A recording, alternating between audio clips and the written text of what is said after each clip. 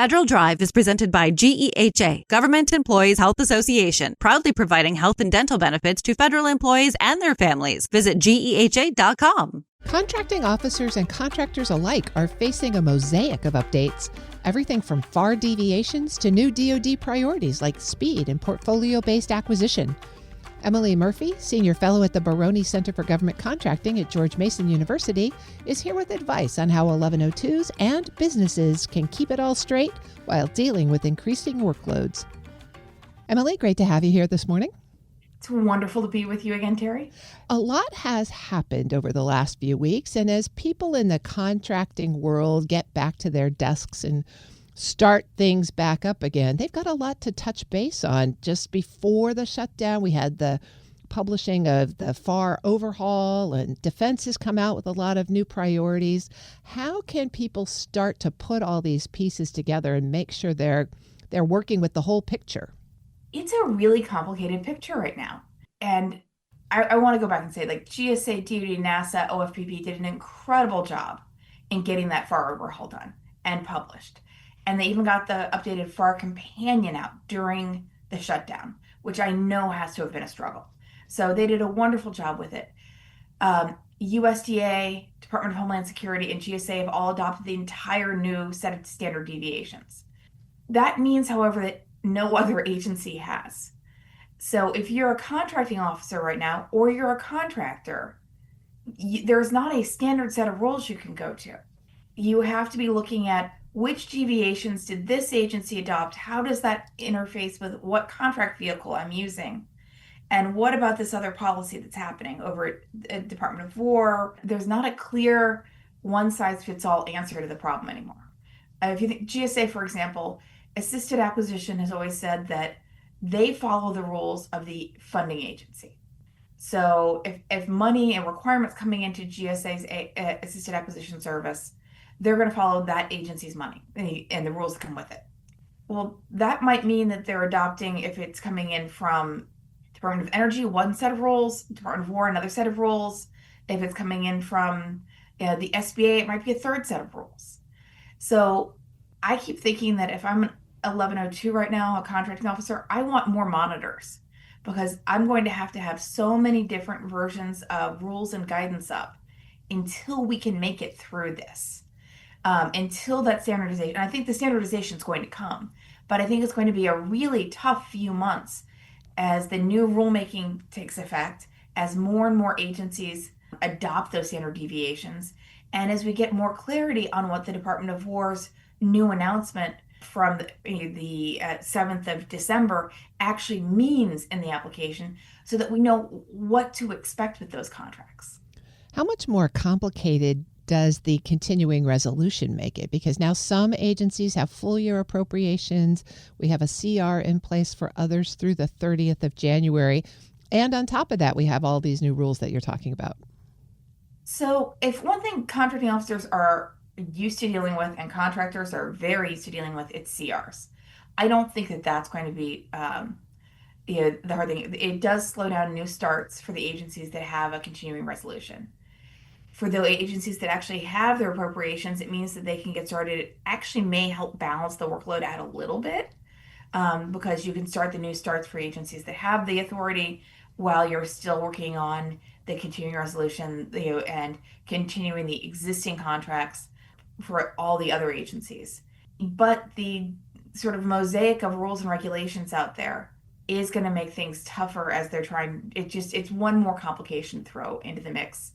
And the irony is that this is all really intended to make things simpler, faster, cheaper, better.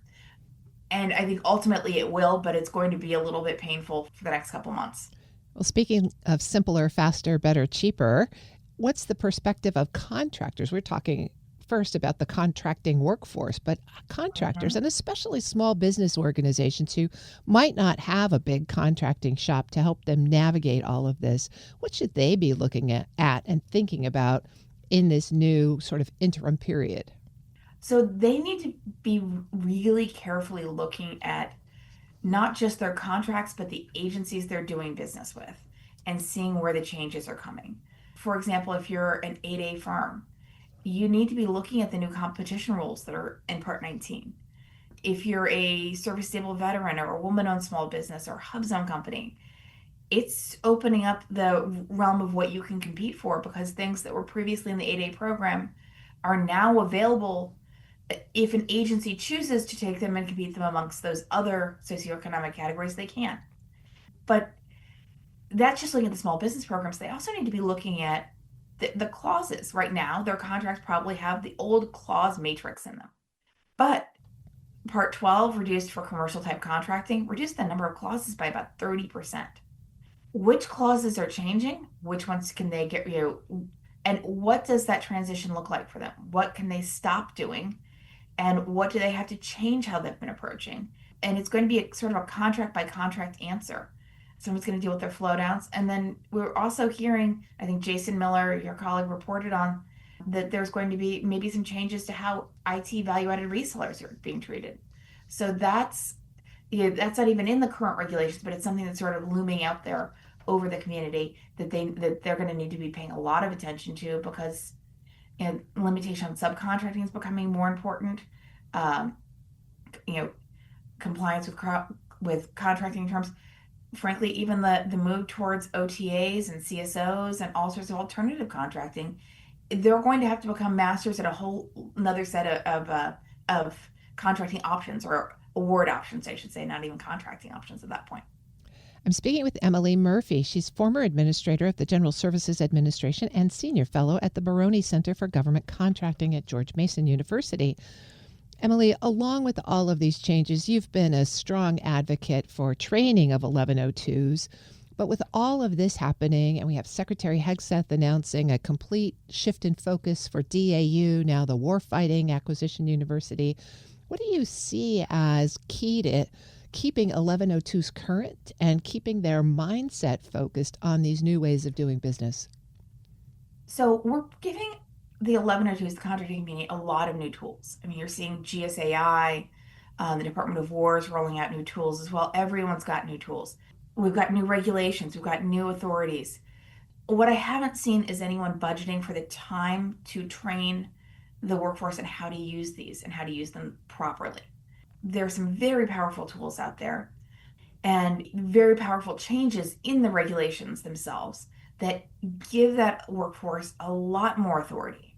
But you've got a realignment of who your contracting officers are going to be reporting to within the Department of War, so that they're going to be reporting to, instead of up into a contracting organization, they're going to be aligned with the program instead.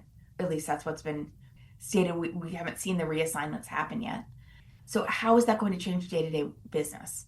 Who's taking the time to sit down and explain? You can now do a simplified acquisition procedures for commercial items up to $9 million. What does that look like? How do I do it? How do I do it well?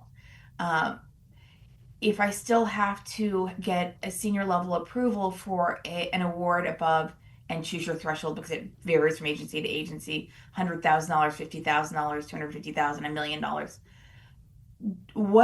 What advantage is there to these new simplified tools that I've got if everything's still going to go through an enhanced level of review that's imposed at the agency level? How does that play itself out? And where should I be spending my time and prioritizing to get that best deal? There's so much more data. How do I use it well? How do I make sure that it doesn't create a conflict of interest also? If I'm educating an AI model, how do I make sure I'm educating it appropriately and then using it in a way that doesn't create its own organizational conflict of interest or its own problems with inherently governmental? How do I make sure it's not hallucinating? Who should be thinking about that training and who should be funding it, since so many of these changes are centrally driven? So I know that GSA has been thinking about this.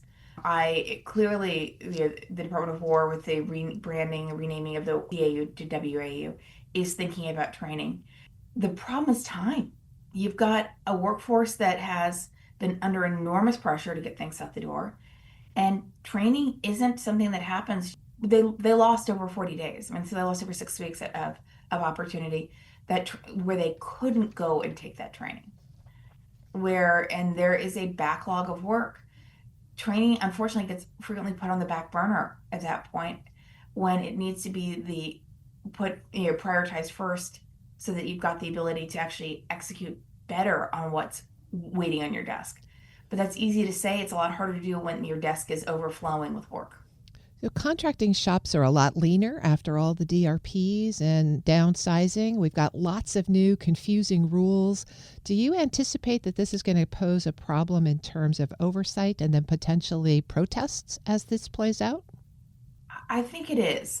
I think it's interesting that I heard the other day that it's about 25% of the acquisition workforce is gone. I don't know if that's I couldn't point to the source of that or the statistic on it, but that's a substantial reduction at a time when we're not seeing a reduction in contracting actions or in spending. And when you've got different rules and different interpretations of those rules and guidance that can be changed regularly that doesn't have the same effect as a actual regulation, it leaves open the possibility that contracting officers or program offices or others can be interpreting things in different ways. And a difference of interpretation is ripe for oversight. And I don't mean that in a negative way. That oversight can actually help highlight where you've got discrepancies if it's done appropriately. It can also, though, turn into a game of gotcha. And it's for a workforce that's already stretched pretty thin, playing gotcha with them just doesn't seem very fair right now. I've been speaking with Emily Murphy. She's former administrator of the General Services Administration and a senior fellow at the Baroni Center for Government Contracting at George Mason University. Emily, thank you as always for your terrific insight. Thank you, Terry. It's great being with you. We'll post this interview at federalnewsnetwork.com/Federal Drive. Subscribe wherever you get your podcasts.